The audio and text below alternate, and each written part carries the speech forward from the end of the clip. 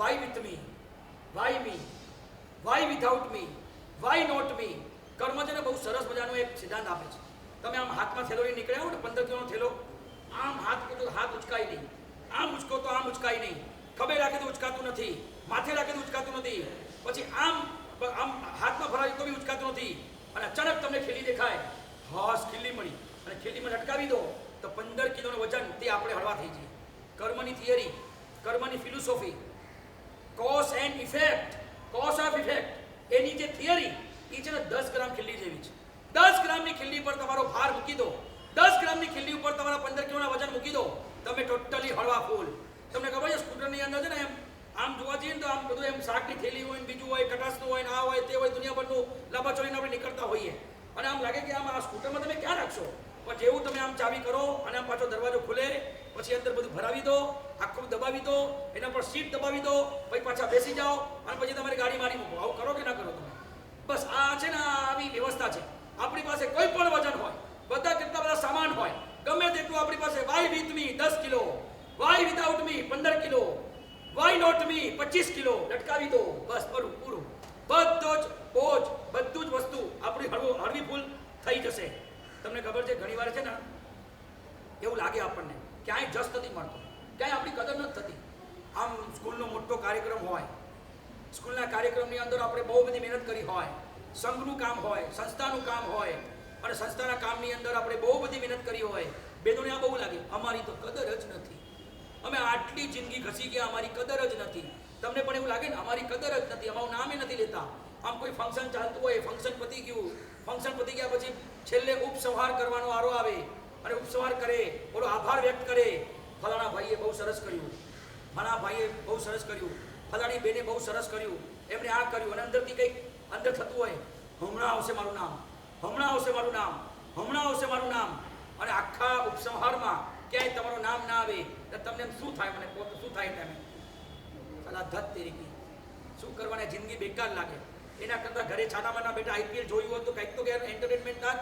ચાલ આઈપીએલ છોડીને અમે તમારા સંઘમાં, સંસ્થામાં ને સ્કૂલોમાં દોડી દોડીને આવીએ, કાર્યક્રમ કરીએ, ક્યાંય ક્યાંય ચડ્યા. જિંદગીમાં આટલા ઘરમાં કામ નથી કર્યા, ઘરમાં આટલા કામ કર્યા હોત ને તો મા બાપ અમને લાડ કરત, કહો અમારા જેવો દીકરો તો શ્રવણનો છે, આવો તો દીકરો નથી દુનિયામાં. ચાર ઘરે જઈને વખાણ કરી આવત, અહીંયા તમારા માટે આટલી જાત ઘસી, આટલું કર્યું, તમે નામ ના લો. આવું કેમ થાય? તમને કેમ થાય? તમે લોકોએ જીવનમાં ક્યારેક 100% કોકની મહેનત હોય, તમારી 5% પણ ન હોય, અને સીધું ક્રેડિટ આપણા નામે કરી નાખ્યું હોય. આવું ઘણીવાર આપણે કર્યું છે, પ્રસંગોમાં, ફેમિલી ફંક્શનોમાં, સ્કૂલના, કેમ્પસના, કોલેજના, હોસ્ટેલના, સંઘના, સંસ્થાના કેટલાય કાર્યક્રમ છે ને આપણા નામે ચડાવી દીધા. આ મદપવાળીને એમ કહેતા હોય, આ બધું જોવો છો ને, આ બધું આપણી મહેનત છે. હા, આ તો બધા ખાલી આપણા હાથથી જે કામ કરનારા માણસો છે, જે મહેનત કરતા હોય એની સામે આમ નજર કરી દઈએ, આ બધા આપણા હાથથી જે તૈયાર થયેલા છે, આ બધા આપણે ન હોઈએ તો કંઈ ના કરી શકે. આ બધું આપણું તામઝામ છે. બોલો તો સાચું જ માની જાય ને કે આ ભાઈ આ તમે જ કર્યું હશે. કેટલી જગ્યા ઉપર આપણે ક્રેડિટો સીધો લીધું હોય. બેનો સાચું કહું, બહેનોમાં ઘણી વાર આવું થાય. તમને કહું, તમને હસવું આવશે. સવાર દેરાની જેઠાણી હોય, દેરાની જેઠાણીમાં સવારની પોરમાં સાસુને વર્ષિદપ ચાલતો હોય, અને સાસુ પોતે સવારે 6 વાગ્યાના દેરાસરમાં જતી રહે. બ્યાસનાનો દિવસ છે, બ્યાસના દિવસે બનાવ એવો બને કે મોટી વહુ 5:30 ઉઠી ગઈ હોય, અને ઘરનું બધું કામ પતાવીને, રૂમમાં બધું પતાવીને 6 વાગ્યા બહાર આવે. આ બાજુ સાસુ દેરાસર જાય ને 6 વાગે ઓલી બહાર આવે, પાણી ગળે, ઘડા ભરે, બધું જ કરે. બધું જ કામ પતાવીને મગનું પાણી, તજલબીંગનું પાણી, ગોળનું પાણી, પછી મગ, પછી પૂરી, ખાખરા, પૌવા, પછી શીરો, પછી કંઈક કેટલું બધું બનાવે, ઢોકળા, કંઈક કેટલી બધી વસ્તુઓ બનાવીને, અને બધું તૈયાર કરીને, ચા બા મૂકીને, અને બધા તપેલી ઉપર ઢાંકીને, અને પછી સીધી 7, 7:30 જ્યાં ક્યાં જાય, રૂમમાં જાય કે ચલો હવે પતિદેવને ઉઠાડીએ, છોકરાને તૈયાર કરીએ, સ્કૂલે જવાનું છે. આ બાજુ 8 વાગે સાસુમાં ઘરે પધારે, પાછા ગેસ સ્નાન કરવા માટે બેસે, અને આ બાજુ ઓલી 7:30 અંદર જાય ને ઓલી 7:45 નાની બહુ બહાર આવે. પછી આમ જોવે, થોડા વાર સરખા કરી લે, થોડું કામ કરે છે એવું થોડું દેખાવ કરી લે, તો પેલી આગી પાછી કર્યા કરે. એમાં બહુ આવે, સાસુ આવે, હો જોતો જો ઓલી જો હજી અંદર જ પડી છે, બહાર આવવાનું સૂચતું નથી. આ જો મારી નાની બહુ, જો મારા માટે કેટલું સરસ તૈયાર કરીને. અને ઓલી હોશિયાર હોય, ચલો ચલો મમ્મી જલ્દી કરો, બધું તૈયાર છે, ક્યારે વ્યાસનું કરવું છે તમારે, મોડું થાય છે. ઓહો કેટલી સરસ છે. બોલો કોની મહેનત હતી? કોની મહેનત હતી? ઓલી તો બિચારીને બાપડીને ખબર નથી અંદર બેઠી છે, પણ જેવા ઓલી બાર આખું ક્રેડિટ લઈ લે. ભાઈ જ્યારે તમને ક્રેડિટ લેવાનો વારો આવે, જ્યારે તમને ખરેખર ક્રેડિટની જરૂર હોય ત્યારે ક્રેડિટ તમને મળે જ નહીં. તમને કહું ને, મુક્તિ વલ્લભ સુરી મહારાજ સાહેબ છે ને, એક કાવ્ય પંક્તિ બનાવી, બહુ લાંબી છે પણ 4-5 પંક્તિઓ છે ને હું લઈ આવીશ. ક્યારે પણ જીવનમાં ક્યાંય પણ જસ મળતો હોય ને, સાચું બોલો, તમારા ત્યાં મોબાઈલમાં રિચાર્જ કરાવેલું બરાબર. પહેલાં તો શું છે, રિચાર્જ આવતું. રિચાર્જમાં છે ને પોસ્ટ પેડ ને પ્રીપેડમાં બહુ ફરક હોય. પોસ્ટ પેડમાં શું હોય કે તમને ખબર પડે, પ્રીપેડમાં શું હોય કે તમે પહેલાં બેલેન્સ કરાવી દો, પછી તમે જેમ જેમ યુઝ કરો આંકડો. હવે તો એ ગયું ને, હવે તો સીધા 3 મહિનાને 6 મહિનાના અને 12 મહિનાના પ્લાન આવી ગયા. પણ એમાં બી વોટ્સઅપ કોલ ન કરવો હોય અને સાદો કોલ અગર આઉટ ઓફ કન્ટ્રીમાં કરવો હોય તો તમારા માટે એવી જોગવાઈ એ પ્લાનમાં નથી. તમારે પાછું બેલેન્સ કરાવવું પડે અથવા એવું પ્લાન કરાવવું પડે. માન લો તમે 100 રૂપિયાનું પ્લાન નાખાયું ને કોઈક આઉટ ઓફ કન્ટ્રીમાં કોઈકના જોડે વાત કરવી છે, 100 રૂપિયાનું તમે રિચાર્જ કરાવીને જેવું તમે કોલ કરો સામેથી એનો કોલ આવે અને તમે વાત બી કરી લીધી, અંદરથી બધું જે કામ હતું એ કામ પણ બતાવી લીધું, 10 મિનિટ પછી ફોન મૂક્યા પછી મનમાં શેની વાતનો આનંદ આવે? શેની વાતનો આનંદ આવે?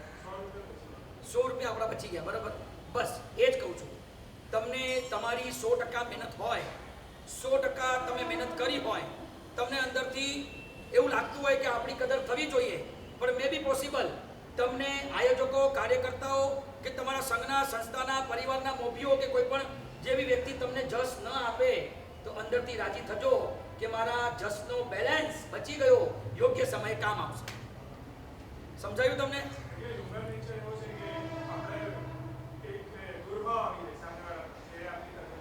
મારી વાત સાંભળો, દુર્ભાવ નથી જ લાવવાનો, એ તો વસ્તુ છે. આપણે કેટલી જગ્યા પર, જો તમે વસ્તુ સમજો, મને ખાલી એટલું મને ખાલી કહો, ક્રેડિટ કાર્ડ છે ને, ક્રેડિટ કાર્ડ તમે ઘસી ફાલતુમાં એમેઝોનમાં જયું ઘસી આવ્યા, કઈ વસ્તુ જોઈ ઘસી આવ્યા, પ્લાસ્ટિકનો ઓલો કંઈક જોયું ઘસી આવ્યા, નકલી નેકલેસ જોયું ઘસી આવ્યા. હવે ઘસીને ફાલતુ ચીજોમાં તમે બેલેન્સ ખતમ કરી નાખ્યું. હવે ખરેખર તમને ઘઉં ચણાની જરૂર છે, હવે તમને શાકભાજીની જરૂર છે, હવે તમારા કપડાં ફાટ્યા તો કપડાની જરૂર છે. અને જેવું તમે ઘસી આવ્યા તો શું હવે એરર આવે છે? કેમ કે તમે ફાલતુમાં એટલું બધું ઘસી નાખ્યું છે, બેલેન્સ ખતમ કરી નાખ્યું છે. હવે ખરી જરૂર છે ત્યારે તમે જ્યારે ઘસવા ગયા અને તમને કંઈ મળ્યું નહીં કેમ કે તમારા બેલેન્સ નથી, તો પછી દુર્ભાવ લાવવાનો કોઈ મતલબ નથી ને ભાઈ. સાહેબ, ફાલતુને જરૂરિયાતનું સમજવું કેવી રીતે? આ ફાલતુ છે, આ જરૂરિયાતવાળું છે. રિક્વાયરમેન્ટ અને ડિઝાયર, બરાબર. જેના વગર જીવી શકાય એ શું છે?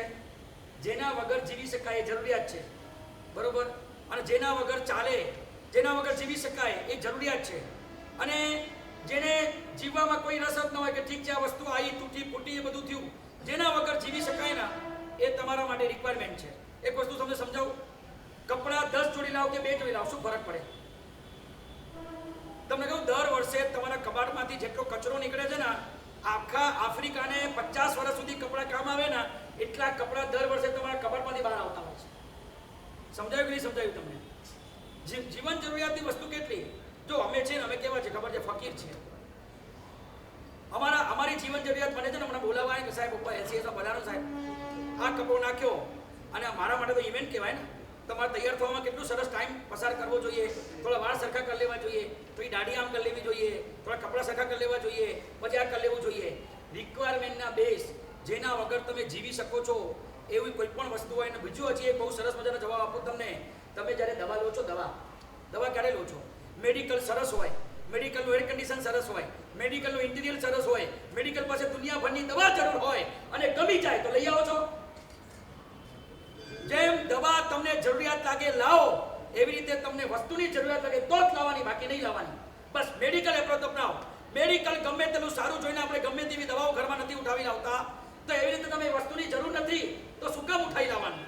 એકવાર ચેક કરો કે આ વસ્તુ વગર હું જીવી શકું છું, આ વસ્તુ વગર ચાલી શકું છું, આ વસ્તુ વગર મને ભાવે એમ છે, ઓકે, ભાવે એવું તો જવા દેવાનું. અને આ સાદગી આપણે અપનાવવા જેવી છે.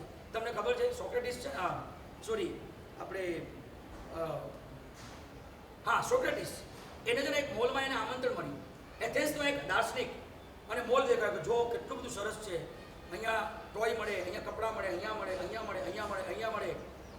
પછી મોલથી બહાર નીકળતા હતા ને ત્યારે સોક્રેટિસ, તમે કંઈ લીધું નહીં? તો સોક્રેટિસ બહુ સરસ જવાબ આપ્યો, ના તમારો મોલ બહુ સારો છે, બધી વસ્તુઓ સારી છે, એનો આનંદ છે મને કે તમે આટલું સરસ બધું રાખ્યું છે, પણ મને આનંદ છે કે હું આટલી બધી વસ્તુ વગર જીવી શકું છું. આટલા બધા વગર મને ચાલી શકે છે, મને એનો આનંદ છે.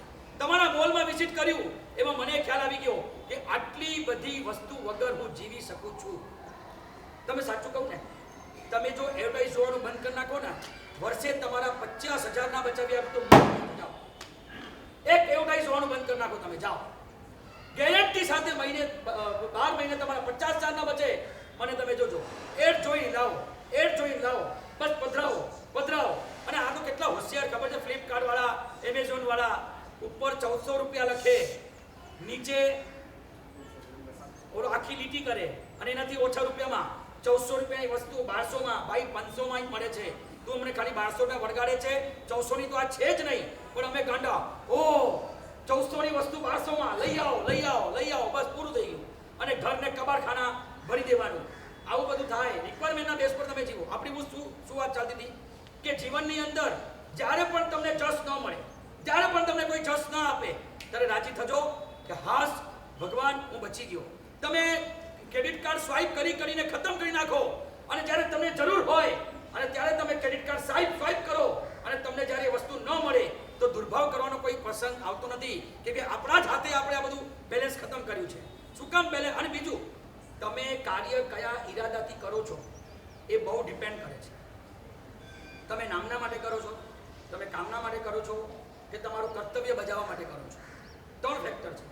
તમે કાર્ય કરતા પહેલા જો તમારી પૂરેપૂરું એક્સપેક્ટેશન હોય કે મારી નામના થવી જોઈએ, 4 માણસ મારી નોંધ લેવી જોઈએ, તો તમને દુઃખ થઈ શકે છે. આ કામના બદલામાં મને કંઈક મળશે, આવું જો તમારા મનમાં ભાવ હોય, ન મળે તો તમે દુઃખી થઈ શકો છો. અને જો તમે કર્તવ્ય બજાવતા હો અને કર્તવ્ય બજાવવા માટે તમે કરતા હો તો તમને જસ મળે કે ન મળે કોઈ ફરક પડતો નથી. આ આટલું દેરાસર સરસ તમે બનાવ્યું છે ને, એ દેરાસરના પાયામાં હજારો ઈંટો દટાયેલી છે. કાન દઈને સાંભળજો, એકનો રડવાનો અવાજ નહીં આવે. એ લોકોને આનંદ છે કે આવા પ્રભુના દેરાસરમાં જો પાયા બનવાનું કામ જો અમને મળતું હોય તો આનાથી મોટું નસીબ અમારું કોઈ નથી. એમ કોઈ પણ સંસ્થાના કાર્યક્રમમાં તમને તમારો એફર્ટ્સ, તમારી એનર્જી, તમારો સમય, તમારી તાકાત એને મજબૂત કરવામાં બનતી હોય ને, તો પાયાના ઈંટ બનીને તમે એને ખુશ થજો કે આવા વસ્તુના પાયા બનવાનું, એના અંદર દટાઈ જવાનું અને એનું કન્સ્ટ્રક્શન ઊભું થાય છે, એમાં પાયાના ઈંટ બનવાનો અવસર મને મળ્યો છે. એક મુક્તિનો સમયનો બહુ સરસ મજાનું એક કાવ્ય પંક્તિ છે, હું લઈ આવ્યો છું. જસનો જમણવાર કરીએ એનું શીર્ષક છે. જસનો જમણવાર કરીએ, ચાલો ને જસનો જમણવાર કરીએ, સૌને પ્રેમે પીરસીએ અને આપણે તૃપ્તિનો ઓડકાર લઈએ. ચાલો ને જસનો જમણવાર કરીએ. રાંધવા રસોડામાં આપણે તો પહેલા, છેલ્લે ધુમાડો જમીએ. તમે સમજ્યા કે નહીં? આમાં રાંધવા રસોડામાં આપણે તો પહેલા, રસોઈ બનાવવાની વાત નથી કરતો. હા, પછી એને સમજ આવે રસોઈ બનાવવા જાવ. આ એક એવી ફોર્મેટમાં વાત કરે છે કે રાંધવા રસોડામાં સૌથી પહેલા, છેલ્લે ધુમાડો જમીએ. બધાને અપાઈ જાય, છેલ્લે આપણે ધુમાડો મળે તો ઠીક, ધૂળ મળે તો ઠીક, કાંઈ વાંધો નહીં. મેં કર્યું ની ખેંચ રમતમાં ચાલો ને આપણે વિરમીએ. જસનો જમણવાર કરીએ. જસનો લાડવો પચવામાં ભારે, જસનો લાડવો પચવામાં ભારે, સિદ્ધને હેરાન થઈએ. તમારી 5 ગુલાબજામુન ખાવાની કેપેસિટી હોય અને 25 ખાઈ લો તો શું થાય? શું થાય? ઘરે પહોંચો કે સીધા ટોયલેટમાં? અરે ઘર સુધી, ટોયલેટ સુધી બી પહોંચો તો બહુ મોટી વાત છે. આ જસ નામનો લાડવો એટલો બધો પચવામાં ભારે છે, તો આપણે જસ ન મળ્યો તો આપણે આનંદ થવાનો કે આ પચવાથી ભારે થવાનો ખોરાક આપણે બચ્યા. જસનો લાડવો પચવામાં ભારે, સિદ્ધને હેરાન થઈએ, લૂંટીને જસના પોટલા ભર્યા હતા, તેનું પ્રાયશ્ચિત લઈએ. ચાલો જસનો જમણવાર કરીએ. આપણે કેટલા બધા લોકોના જસ આંચકી લીધા, કેટલા લોકોનું જસ લૂંટી લીધું, કેટલા લોકોના ક્રેડિટ આપણે આપણા નામે ચડાવી દીધા. તમે જો લિંકઅપ કરજો, ક્યાંક ને ક્યાંક આપણે કોઈના ક્રેડિટ આપણે લઈ આવ્યા છે ને, એના કારણે આપણે આ દુઃખી છીએ. ફિલોસોફીની તાકાત છે, દમ છે આમાં. તમે આ બધું જ આગળ લિંકઅપ કરતા જજો. 15-17 વર્ષના હતા અને 15-17 વર્ષના જ્યારે હતા આપણે, અને મમ્મીએ જેમ પાર્લેજી, ક્રેક જેક ને કોઈ બિસ્કિટ આવતા, મમ્મીએ બિસ્કિટનો પેકેટ પકડાવ્યો, સીધા નીચે ગ્રાઉન્ડ પર આવ્યા, અને પછી બાજુવાળાનો કૂતરો ડોગી, ટોમી નામનો ડોગી આમ આટા મારતો હતો, અને તરત પછી એમ બિસ્કિટનો પેકેટ તોડ્યો, બિસ્કિટ લીધું, ટોમી ટોમી ટોમી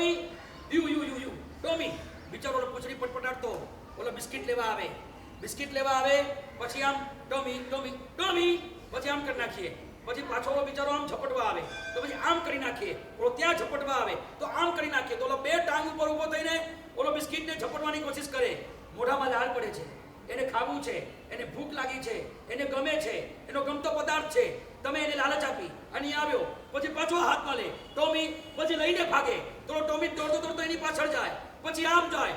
15 મિનિટ સુધી તમે એની સાથે બરોબરની રમત કરી, ફાઇનલી તમે એને બિસ્કિટ આપી દીધું, બરોબર. હવે તમે 25-30 વર્ષના થયા અને બજારમાંથી તમને ફોન આવે 25 તારીખે પેમેન્ટ લઈ જજો. સમજી ગયા તમે? મને લાગે આ વ્યાખ્યાન દેવાની મને જરૂર જ નથી. અને તમે 25 તારીખે પહોંચો, ઓ સીટ, આપણે 25 તારીખે 24 તારીખે મેં બંદોબસ્ત કરી રાખ્યો તો પણ મારે ઘરમાં કામ આવી ગયું અને મારે પૈસા દેવા પડ્યા. હવે આવતી 25 આવજો. 25 જાન્યુઆરી ક્યાં ગઈ? 25 ફેબમાં ગઈ. 25 ફેબના ગયા 24ના. હા, પેમેન્ટ તૈયાર છે, આવી જજો. જેવા 25 ફેબના સવારે ઓફિસે પહોંચ્યા, જસ્ટ હમણાં એક જગ્યાએ પેમેન્ટ ચૂકવવું પડ્યું તો માલ રિલીઝ નતો કરતો, તમારા માટે રાખ્યું જ તું, બસ તમે 5 મિનિટ લેટ પડ્યા. હવે ધક્કા ખાઈ રાખો. 18 વર્ષ, બોલા 15 મિનિટ, અહીંયા 18 વર્ષ, 20 વર્ષ, 20 વર્ષ તમને પેમેન્ટ મળે. ટોમી ટોમી લે લે લે, યુ ઓલો બિચારો ટોમી પેમેન્ટ લેવા જાય અને પાછો પેમેન્ટ પાછળ ખસી જાય અને પેમેન્ટ ન મળે. તમે લિંકઅપ તો કરો યાર, લિંકઅપ તો કરો. તમે તમારી જાતને કે તમને પેમેન્ટ નથી મળતું, તમે બધી આ ધક્કા ખાઓ છો, કેટલી જગ્યાએ તમે માંગીને થાકી જાઓ છો, તમે સમજાવો છો, તમે ધમકાવો છો કે નથી ભાઈ મારી પાસે, તમને પાછો ફોન કરે છે આવી જાઓ લઈ જાઓ. ઓલો 99 યાત્રા કરાવી દે તો 1 રૂપિયા આપણા પાસે ના આવે, એના ઘરની 99 યાત્રા કરીએ તો બી આપણે 1 રૂપિયો ના આવે. આપણને એમ થાય કે પાળીદારની કરી હોય તો કર્મ નિદ્રા થઈ હોય, આના ઘરે 99 વખત. હવે તો જીપીએસની જરૂર નથી, ચાલીને આપણે ઊંઘમાં ઉઠાડીએ ને તો એના ઘરે પહોંચી જઈએ, એટલો રસ્તો મોઢે થઈ ગયો હોય, ચપ્પલ ઘસાઈ ગયા હોય, બરોબર, પગના તળિયા ઘસાવાયા હોય, આંખોમાં ઝાકપ આવી જાય. હવે તો સપનામાં બી એની દુકાનના બોર્ડ ને ઓફિસનું લોકેશન દેખાતું હોય, એટલો બધો દિમાગમાં બેસી ગયો હોય, છતાંય તમને પેમેન્ટ રિલીઝ ન થાય. કેટલી જગ્યાએ આપણે આવું કર્યું છે.